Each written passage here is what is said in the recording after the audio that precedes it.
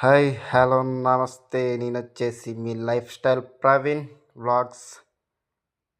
అందరు ఎట్టున్నారు, మంచిగా ఉన్నారా? ఓకే, అయితే ఇప్పుడు మనం వీడియోలోకి వచ్చేసాం.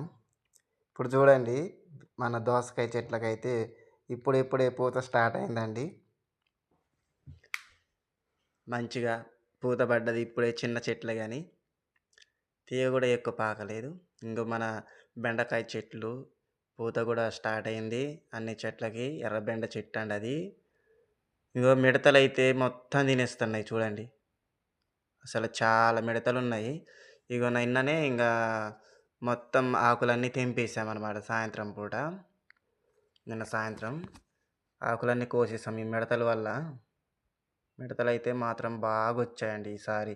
పోయినసారి అసలు లేనే లేవు. మిడతలు లేవు, ఏ పురుగు లేదు, ఏది లేదు. ఇగో ఈ గోరుచిక్కుడు చెట్లను గూడా తింటున్నాయండి అసలవి. ఆకులు మొత్తం అయ్యే తింటున్నాయి. ఇంగో ఇదేమో మేము అదే మొలిసింది. అంటే మనం గింజలు 2 గింజలు అట్లా పడి మొలిసిందనమాట అది చెట్టు. ఏం చెట్టు అది కామెంట్ చేయండి. ఓకేనా? మిడతలైతే మాత్రం బాగొచ్చినాయి. చూడండి ఎట్లా ఎగిరిపోతున్నాయి. మన దగ్గరికెళ్ళి వెళ్తేనే అయి ఎగిరిపోతున్నాయి.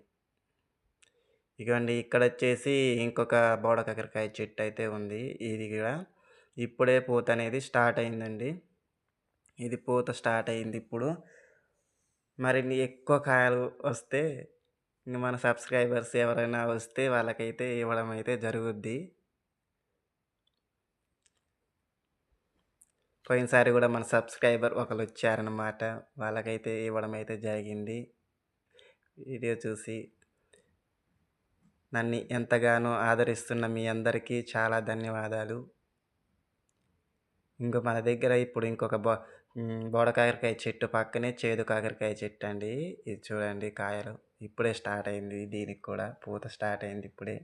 పిందెలు కూడా చిన్న చిన్నగా పడుతున్నాయి. దీనికి చూడండి చిన్న కాయ.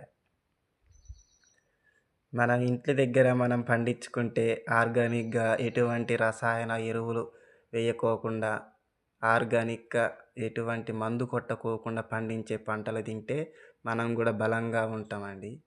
మీరు కూడా వీలైతే మీ ఇంటి దగ్గర ప్లేస్ కనుక ఉంటే ఆ ప్లేస్లలో ఇలా మనకి తోచిన ఒక 2, 3 ఐటెమ్స్‌లన్నా వేసుకోండి.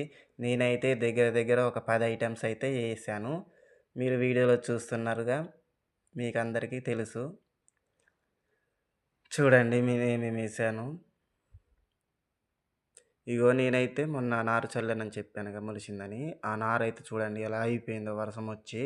నాన్ స్టాప్ 3 డేస్ వర్షం వచ్చింది కదా! మొత్తం అది చనిపోయింది. ఈ పూల నారైతే ఇప్పుడు మొలుస్తుంది.